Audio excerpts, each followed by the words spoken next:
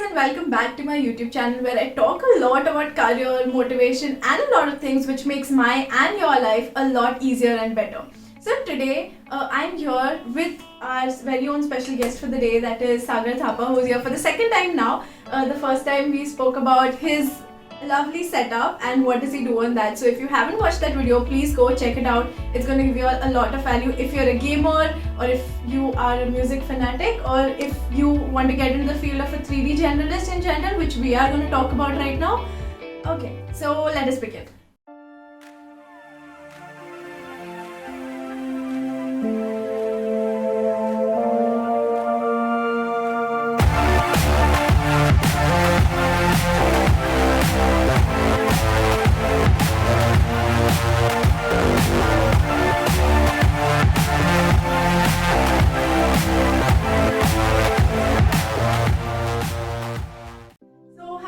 How does it feel to be on my channel? Again, it's amazing, just like it was in the first time. Thank you so much. Okay, so we'll start with the questions for the day. The first question is, what exactly is a 3D generalist? If I'm not wrong, just asking. I might be wrong, which I know I am. So, is it something like a 3D version of a graphic designer? No, I would not compare those two fields at all, because 3D is like completely different world of its own, right? So it's not like 2D animation either, or it's not like graphic designing. It's like different knowledge bases. So they are not, they can help each other. If you have both the skills, that's amazing. But 3D by itself stands alone and a very vast field by itself. So what does a 3D generalist do? I mean, what is this field altogether? So in a studio setting, a studio pipeline, pipeline is like very important. It dictates how a job gets done. Certain person does this, certain person does that. But right in between of all of this is like there's a certain need of people to do kind of everything. There are all kinds of hands. A 3D generalist, in most simple terms, is someone who does kind of everything. So you create the object in 3D. Let me stop you here. So guys, let me just go back to the time when the first time I had asked Sagar what does he do, and he was like, I do this 3D not animations, but yeah, something in 3D and all of that. So I'm like, sure. So he showed me a few images which I will be adding here. You can like check it out, send me a few pictures so I can just add them and show it to them. Yeah. So it was like, he showed it to me and I'm like, oh, nice pictures. They're like, no, they're not clicked. They're not real pictures. They're like made. They're 3D made. And I was like, that's not possible. It was so good. I mean, I can't even tell you. Y'all just saw it. I mean, it is something which does not exist. A person makes it like on its own. And I didn't know something like this exists, you know. So yeah, I just like let him continue. I was just too excited to tell you all that. Right. So the 3D generalist will do everything, right? So it'll make the object in 3D in whatever software there are, like there are multiple, and then export it or to another software where it will just like texture it. So the reason it's not called painting or like coloring is because texturing is a very different workflow from what a graphic designer does. Texturing actually involves giving the computer the right data so that the whatever render engine that you give it to can in turn calculate in different situations. For example, there will be like something called an albedo map, right? So this is just telling what the color is. If there is a roughness, which will tell you under like certain lighting situation, this part of this like certain aspect of the object needs to look this reflective or non-reflective. So as you can imagine, so a 3D being a texture artist, that's being a texture artist. So a 3D generalist will be a modeler. He'll model the thing, he'll texture it, and then he'll put it out for like final rendering this way. Right, and it's not uncommon for 3D generalists to know kind of a little bit of animation as well, a little bit of VFX as well. And so as someone who enters in the 3D workforce in a studio, they usually will tend to start as a 3D generalist. You will be asked to do kind of everything, little bit here and there, help out everywhere. It is only later in your career that you start to specialize. But then there is an issue of like specialization is like it pays off, but 3D generalists are usually, there are more jobs for it.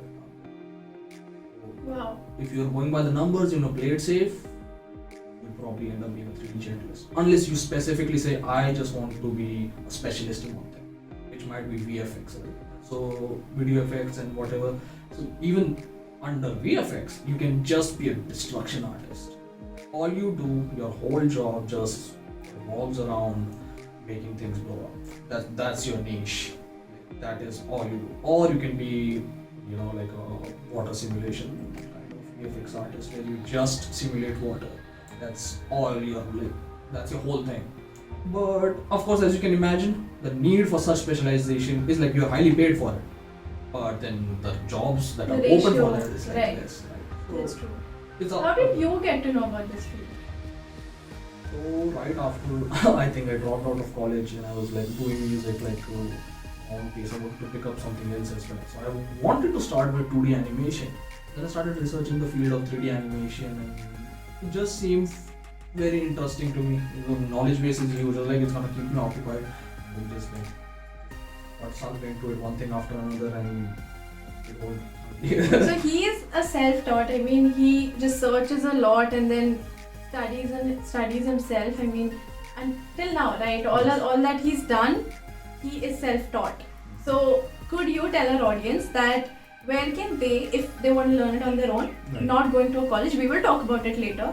So how can they learn or study that from? Right, that's a very good question. I'll tell you why. Thank you. Because most professional 3D softwares out there provide a student license or a apprentice license. Okay. So you don't have to be a student in order to get a student license. That's like confusing. What it is that you're allowed to download the software, run it on your computer, learn it as much as you want, but you don't have to pay anyone anything. Wow. But one of the cons of it, it's not a con, I think. Since they're giving it to you for free, you have to realize the parent companies are like $1 million companies. They like Houdini, for example, by Side Effects Studios. If you've seen any probably destruction happening in a Hollywood movie, it's probably Houdini. You see Marvel where Doctor Strange does that his thing where like sparks come out and he goes into another portal. Houdini, right? So you can get that same software for free, learn it as much as you want, right? And these same company, they do provide resources for you to learn as well. Okay. And one is the written documentation, which every software developer has to release. So whether it doesn't matter if it's Blender, which is completely free, you can earn from it as well, or it's Houdini, they all have documentation written on their official website by the company because they are allowed to do, they are asked to do that. So what that documentation does, it explains what their software does and everything about it. It's literally an encyclopedia. Wow, I mean, you need to be that dedicated enough to get it done, because what I personally realized in this lockdown is that even if someone gives me something for free, Right.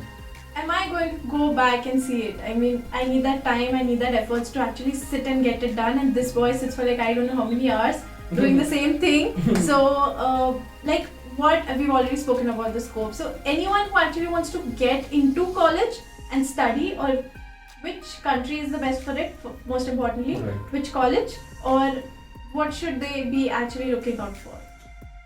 Country-wise, now it's just like open-ended question, right? Mhm. Because given your own personal financial power, you can afford to go to the best. If you can't, no, I'm joking. But for me personally, I do plan to study 3D animation in Germany. That's nice. Yes.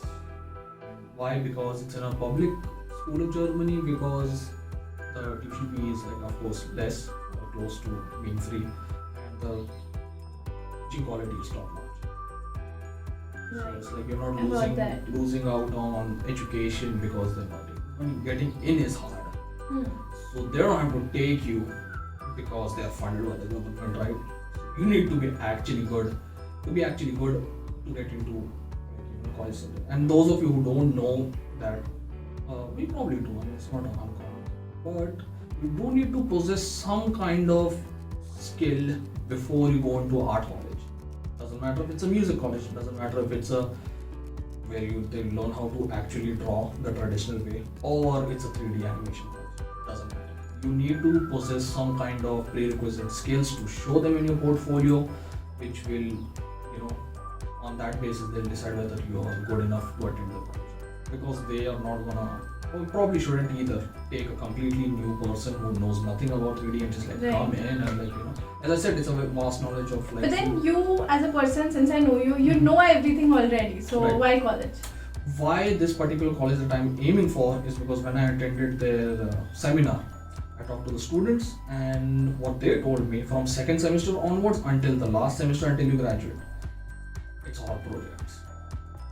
That's nice. Practical knowledge. Yes, it's all practical. So they give you the project, and you're allowed to go to your professors and talk to them and ask for guidance and everything. But from second semester onwards, like right after first semester, you're split into teams. Like every semester, I think you get a new team, 5-6 people, and everyone's given a different job. Again, to be That's journalism, amazing. right? So over the course of 8 semesters, you'll be like, I've done, texturing in this one project. I've done animation in one project. And then it also like kinds of opens you up to different ideas of what you want to see yourself do in the future as well. So like 3 years worth of an undergraduate is 3 years, not 4. Amazing. So basically, it's like since you're moving out to another country altogether, do you need to learn the language of that country? Since I know what he's been through, so I'll just ask that question since I know a lot of y'all Yes. might face the same thing. So With me particularly, what happened was my undergraduate is in English, which I've given to, which is fine. But for the requirement for German is still there. The reason I'm like, it's just weird at this point because I asked like the certain people, and if it doesn't make sense, right? Because undergraduate is in English, but you have to live there, I guess, and you need to know some kind of German on some level, which I'm fine learning. That's not the issue. But it's like I wasn't just properly informed about it, so I kind now of. my audience is. Now your audience is. Yeah. Yeah. So if you're going to another country and their native language is something else, just learn it. Just get the official documentation ready up and go. Attend the classes at night, do it overtime, just get it done. That's amazing.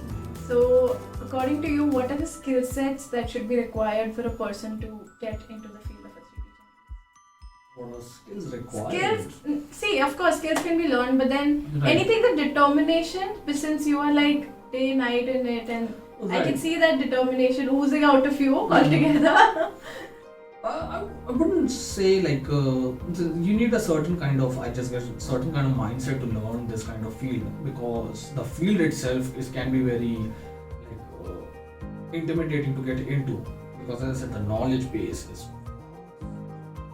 Right, super that's true. huge. You can spend years learning 3D, and then after 5 years you're like, I still have a lot to learn. So there's no end to it as such. So it can be very daunting for newcomers to look at it from the outside and be like, wow, why would I? Might as well become a doctor. But it's like, that's again the thing, if you're the kind of person who enjoys creating stuff, if you like to see, like, I've made something in like my computer and now it has a different kind of like, thing to it, like you can, and it's just like, if you're into games, video games by the way, it's like, you've seen anything from your mobile phone to PlayStation to your PC, it's all 3D. So, and like there are game studios out there. So if you're really into that kind of field, you want to be like, I want to make games, it's really fun. Because the kind of program that I'm applying to is 3D animation and game design. Wow. Yes.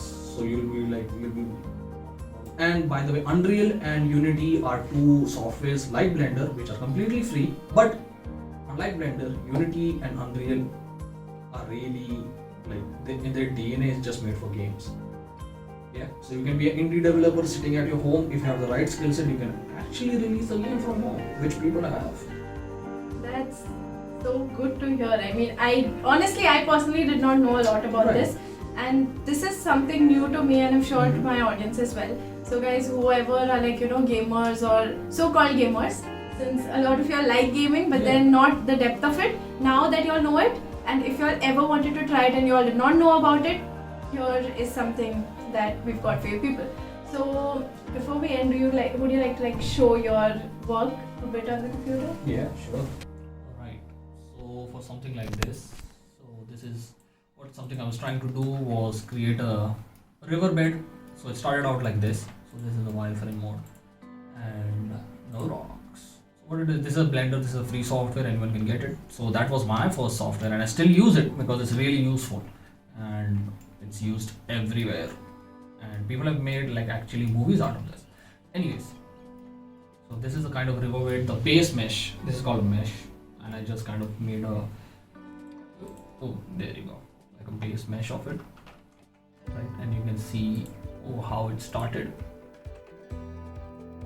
Then I kind of shifted to like made it high poly. So what it does, it's like I gave it like a little bit more detail.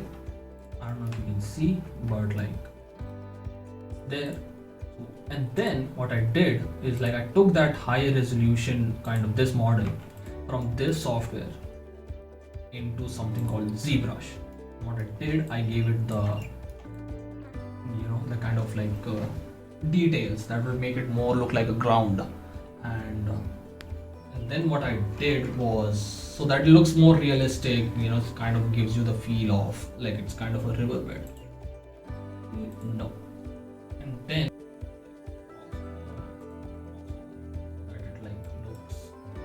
a little bit more realistic. I know it's not colored, it's not textured at the moment, but that wasn't the thing with that. So what I did after that is I put it into this software called Houdini. Again, I have the print like a non-commercial license for it, right? It says right here, because it's like if you want to buy a license of Houdini, it's quite expensive, but I have the apprentice version. I can do anything I want, and it doesn't have to be paid at the moment. I'm just learning, so that's fine.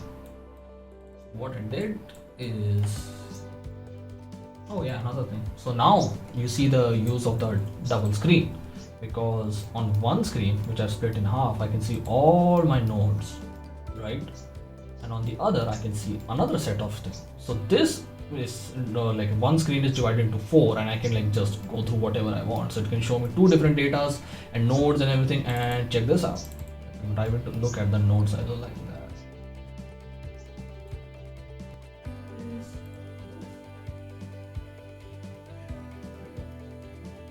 It's not perfect. Gives sense the idea of like. Nice. Yeah. This is simulation. It's not perfect. Still has work to do, but it works.